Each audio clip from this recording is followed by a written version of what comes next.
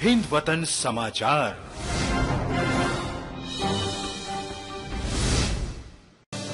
जनपद लखीमपुर खीरी के तहसील गोला गोकरण नाथ अंतर्गत प्रसिद्ध कबीरपंथी आश्रम मुस्तफाबाद में बीती रात नवीन आश्रम में संत असंग साहिब की मौजूदगी में किन्हीं अज्ञात लोगों ने राइफलों से गोली चलाकर व छिटपुट आगजनी कर दहशत फैलाने का प्रयास किया गया, जिससे इलाके में सनसनी फैल गई।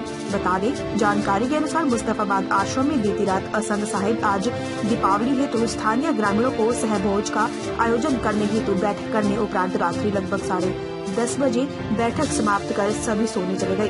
11:30 बजे लगभग अचानक आश्रम की लाइट गुल हो गई और किन्हीं अज्ञात लोगों द्वारा असंग साहिब के उस कक्ष पर टारगेट कर गोली चलाई, जिससे संत असंग देव बैठकर विशिष्ट आगंतुकों से भेंट वार्ता करते हैं। नवीन आश्रम के मेन गेट पर डोरमेट पर भी ज्वलनशील पदार्थ डालकर आगजनी का भी प्रयास किया गया। हमले की खबर मिलते ही पुलिस क्षेत्राधिकारी गोला सबसे पहले मौके पर पहुंचे। कुछ देर बाद कोतवाली इंस्पेक्टर गोला भी मौके पर पहुंच गए और जांच करने के साथ आश्रम पर सुरक्षा बढ़ा दी गई है।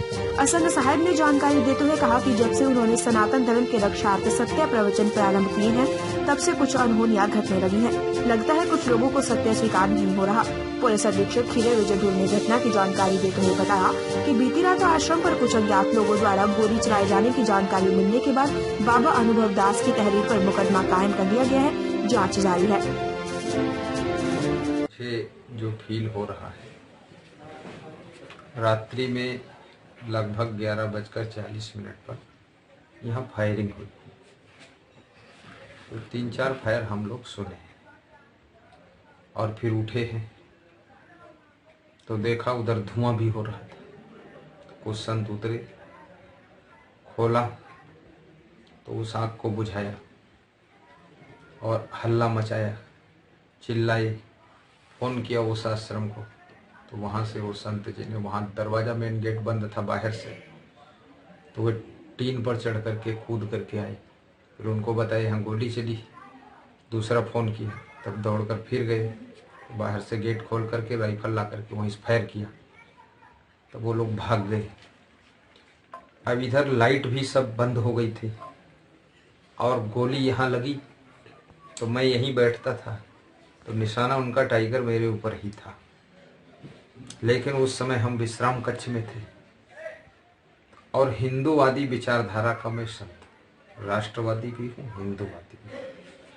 तो इस पर अक्सर हम प्रवचन देते रहते हैं। 10,000 से लेकर 50,000 तक श्रोता बैठते हैं, उसमें सुनाते हैं।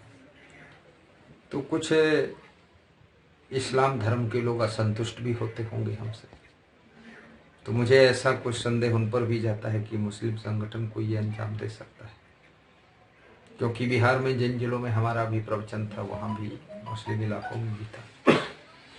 यहाँ एक मंदिर में हम उद्घाटन के लिए गए थे रात में, तेंदुआ में, 3-4 दिन पहले, शिव मंदिर का। वो भी सब हिंदू लोग इकट्ठे थे, मुस्लिम भाई तो कोई थे नहीं। तो इस तरह से मुझे ऐसा एहसास होता है, टाइगर तो उन्होंने हमको ही बनाया था, लेकिन हम यहाँ कमरे में नहीं थे, वहाँ अंदर थे। और जब तक सब लोग संभले तो डर भी गए। पहले तो डरे, यहाँ अस्त्र शस्त्र कोई था नहीं, डंडे हथियार भी नहीं थे। तो समस्या ये थी कि बहुत सारा संत तो हमारे साथ अन्य प्रदेशों का ज़्यादा ही घबरा गया। तो कोई तो लेट गया, कोई अंदर कमरे में घुस गया, कोई फिर धीरे से निकला। मैं निकला, बोले आप अंदर रहिए, आपको और कुछ खतरा हो सकता है। फिर अंदर गया, फिर 5 मिनट बाद बाहर निकला। वो लोग भाग चुके थे फायरिंग करके। धुआं यहाँ भर गया था सब कुछ। आपको क्या लगता है ये लोग कौन होंगे? अभी लोग तो मुझे ऐसा लग रहा है कि कोई मजहब धर्म संबंधी ही हो सकते हैं। बाकी ऐसी व्यक्तिगत रंजिश तो किसी से है। आपने पुलिस को मौके से फोन किया? फोन हमारे प्रबंधक जी ने किया। कितनी देर में? तो पुलिस तो यहाँ मात्र, बोलो ना सीओ साहब, कितनी देर लगी आने में? अब आप बताइए ना, हम बताएंगे तो कहेंगे कि अपनी तारीफ कर रहे हैं। 13-14 मिनट में लोग आ गए थे। सीओ साहब आ गए और दोनों कोतवाल भी आ गए थे और दरोगा लोग भी आ गए थे।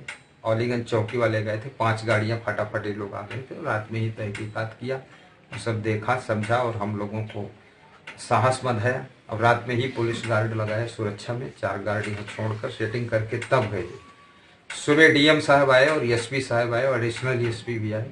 उन्होंने भी सब जांच किया है, देखा है और उन्होंने बताया है कि मैं इसकी जांच करूंगा और साथ में सुरक्षा भी प्रदान करने का प्रयास पूरा करूंगा और अस्त्र शस्त्र भी तुरंत बना दूंगा, ऐसा बोल कर।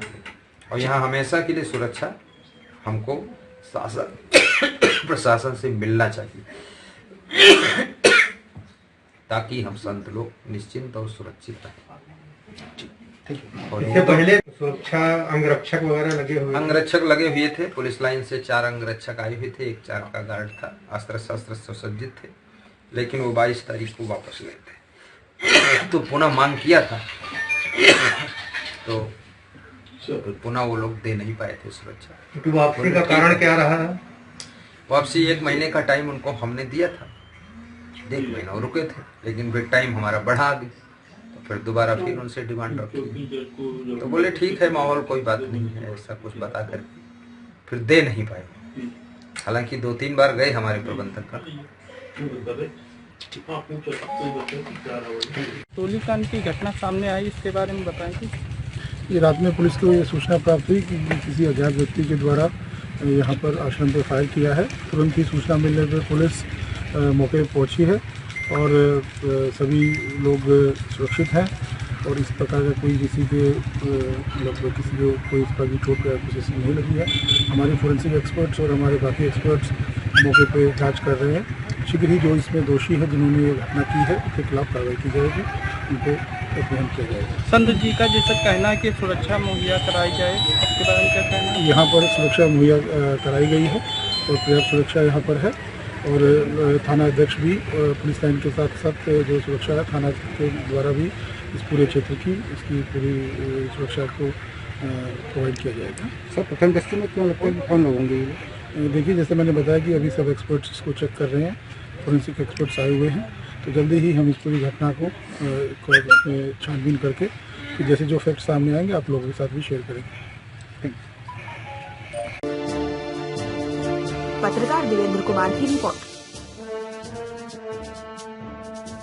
देश दुनिया की हर छोटी बड़ी खबर देखने के लिए हमारे चैनल हिंद वतन समाचार को सब्सक्राइब करें और बेल आइकन दबाएं, जिससे आपको हर खबर समय से मिलती रहे।